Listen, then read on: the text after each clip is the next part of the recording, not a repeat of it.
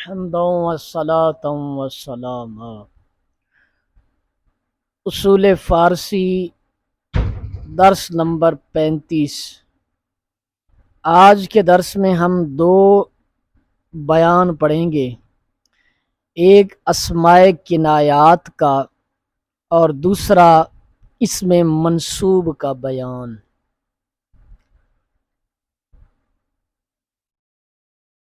تو پہلے نمبر پر انہوں نے کچھ تمہیدی بات ذکر کی ہے۔ یہ کوئی اس میں کنایا کی تعریف نہیں ہے، کنایا کی تعریف آپ مقدمہ میں پڑھ چکے ہیں۔ کبھی متکلم کسی بات کو سب کے سامنے کھلم کھلا نہیں کہنا چاہتا، ایک یا دو لفظوں میں چھپا کر کہہ دیتا ہے، ایسے لفظوں کو اسماء کنایا کہتے ہیں۔ کیا جی؟ متکلم کون ہوتا ہے؟ کلام کرنے والا، بات کرنے والا۔ وہ بات کو کھلم کھلا نہیں کہنا چاہتا تو وہ چھپا کر کہتا ہے۔ اسماء کنایا جو کلام میں استعمال ہوتے ہیں وہ موجود ہیں۔ چنی، چنا، فلانی، فلاں، ای آں، چند، چنداں، چندانی، چنداں کی تمام کی مثالیں۔ صورتحال چنیوں چنا بود، صورتحال ایسی ایسی تھی۔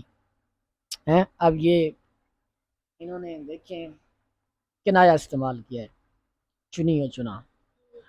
فلاں آمدہ بود، فلاں آیا تھا۔ چند روز گزشت، کچھ دن گزر گئے۔ نہ چنداں بخور کہ از دہانت بر آیت، اتنا نہ کھا کہ تیرے منہ سے نکل آئے۔ چنداں کے خاک را، چنداں کے خاک را بود و باد را بقا، جتنا زمین کے لیے اور ہوا کے لیے بقا ہے۔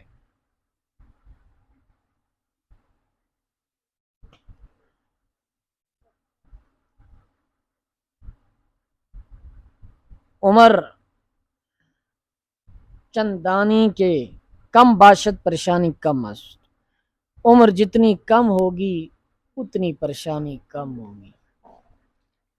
سمجھ آ رہی ہے آپ کو اس کی؟ چنداں کے مرا استاد منع فرو، جتنا مجھ کو استاد نے منع فرمایا فائدہ۔ اس میں کنایت دو قسم پر ہے۔ یہ انہوں نے چند کیوں لکھا ہے کہ انہوں نے یہاں دو قسمیں لکھی ہیں، لیکن اس میں کنایا کی بہت قسمیں بنائی جا سکتی ہیں، لیکن یہاں انہوں نے دو لکھی، اس وجہ سے انہوں نے ساتھ میں چند لکھ دیا ہے۔ استفہامیہ جیسے چند درہم است نزد زید، زید کے پاس کتنے درہم ہیں، یہ اسماء اس میں کنایا استفہامیہ ہے۔ اس میں کنایا خبریہ جیسے مال زید چند درہم است، زید کا مال کچھ درہم ہے۔ یہ تھا اس میں کنایا کا بیان، بہت آسان تھا۔ آگے اس میں منصوب، وہ اسم جس کے آخر میں کسی اور شے کے ساتھ تعلق پر دلالت کرنے کے لیے حرف نسبت لگایا جائے، جیسے ملتان سے ملتانی، عرب سے عربی، آدم سے آدمی۔ سمجھ آ گئی؟ کسی کی کسی چیز کے ساتھ نسبت جوڑنے کے لیے اس کے نام کے ساتھ آگے کوئی حرف لفظ لگا کر جو ہے وہ اس کو اس میں منصوب بنایا جاتا ہے۔ مثلا کوئی شخص ملتان کے رہنے والا ہے تو ملتان کے آگے یا لگا کر کہیں گے ملتانی ہے، پاکستانی ہے، عربی ہے، ہندی ہے، کرشی ہے۔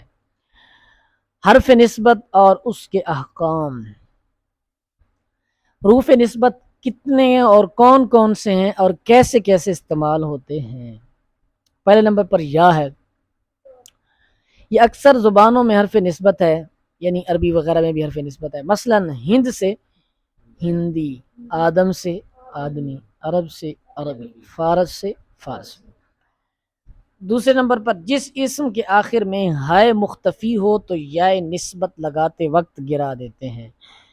یہ ایک طریقہ بتا رہے ہیں، حکم بتا رہے ہیں۔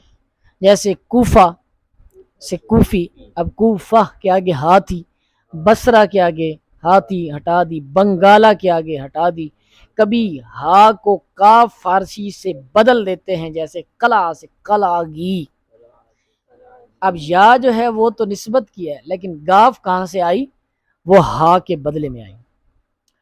جس اسم میں تیسرا حرف یا ہو تو یا نسبت لگاتے وقت گرا دیتے ہیں، جیسے مدینہ سے مدنی۔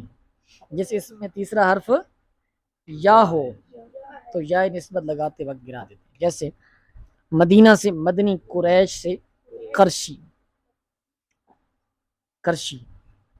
اور کبھی یا باقی بھی رہتی ہے، جیسے قریش سے قریشی گرا بھی دیتے ہیں، اور کبھی باقی بھی رہتی ہے۔ اس اسم کے آخر میں الف ہو تو وہاں یا نسبت لگانے کے لیے الف کے بعد حمزہ یا لگانا بھی جائز ہے۔ خدا سے خدائی، مصطفیٰ مصطفی، مرتضیٰ سے مرتضی، عیسیٰ سے عیسائی۔ اب دیکھو عیسیٰ کے آگے الف کیسے ہے؟ کدھر ہے الف عیسیٰ کے آگے؟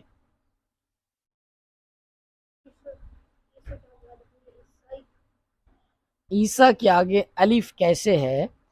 عیسیٰ کے آگے اوپر جو کھڑی زبر ہے، توجہ، کھڑی زبر ہے، یہ کس کے قائم مقام ہوتی ہے؟ الف کے قائم مقام ہوتی ہے، الف کے برابر ہوتی ہے۔ قرآن میں بھی پڑھتے ہو عیسیٰ، الف کے برابر لمبا کرتے ہو نا، تو یہ الف ہے یہاں۔ مصطفیٰ سے مصطفی، موسیٰ سے موسوی، رضا سے رضوی، مولا سے مولوی۔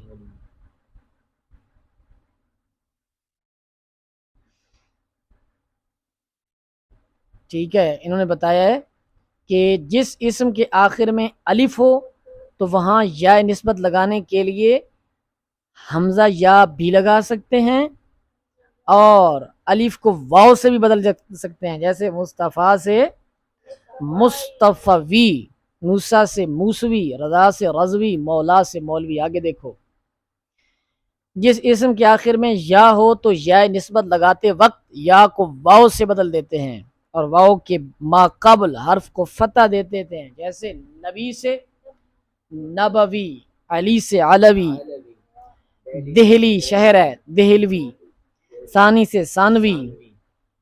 کبھی کسی اسم کے آخر میں یا نسبت سے پہلے الف نون زیادہ کرتے ہیں، مثلا رب سے ربانی۔